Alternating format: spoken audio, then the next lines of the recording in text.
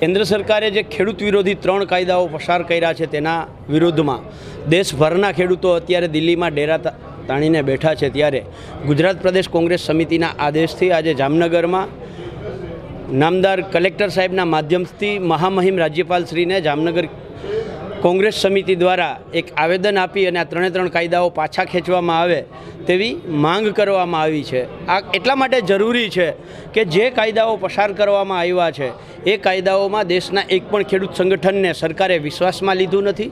જો આટલા જ સારા કાયદા હોત જેવી રીતે મોદી સાહેબ કહે છે એ મુજબ, તો સરકારે પોતાના ચૂંટણી ઢંઢેરામાં 2014નો 2019ના ચૂંટણી ઢંઢેરામાં આ કાયદાઓનો સમાવેશ શા માટે ના કર્યો? આ કાયદાઓ જો એટલા જ સારા હોત અને જેવી રીતે ભાષણ કરવામાં આવે છે એ ભાષણ મુજબ સરકારને લેખિતમાં આપવામાં તકલીફ ક્યાં છે?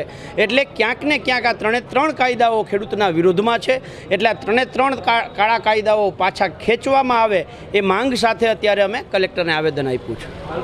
એક તો રેલી કરીને આવ્યા નથી, અમે કલેક્ટર ઓફિસે અહીંયા આવી અને બેઠા ત્યારે સોશિયલ ડિસ્ટન્સ સાથે બેઠા છીએ।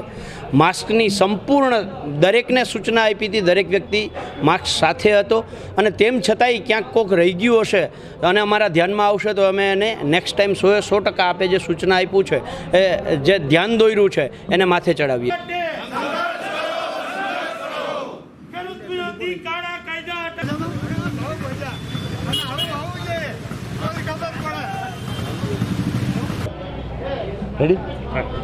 ભાજપની સરકારે જે ખેડૂતો વિરોધી જે 3 કાળા કાયદાઓ જે પસાર કર્યા છે, જે એક બંધારણ વિરુદ્ધ છે, અવારનવાર અમે આની પહેલાં પણ આવેદનપત્રો આપ્યા છે।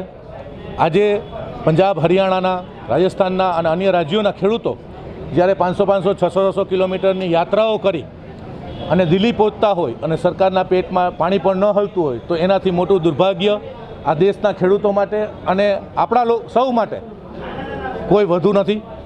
આજે ગુજરાત પ્રદેશ કોંગ્રેસ સમિતિના આદેશથી જામનગર જિલ્લા કોંગ્રેસ સમિતિ તથા જામનગર તાલુકાના તમામ કોંગ્રેસ સમિતિઓ તથા ખેડૂતોને સાથે રાખી આજે મહામહિમ રાષ્ટ્રપતિશ્રીને કલેક્ટર દ્વારા અમે લોકોએ આવેદનપત્ર પાઠવ્યું છે।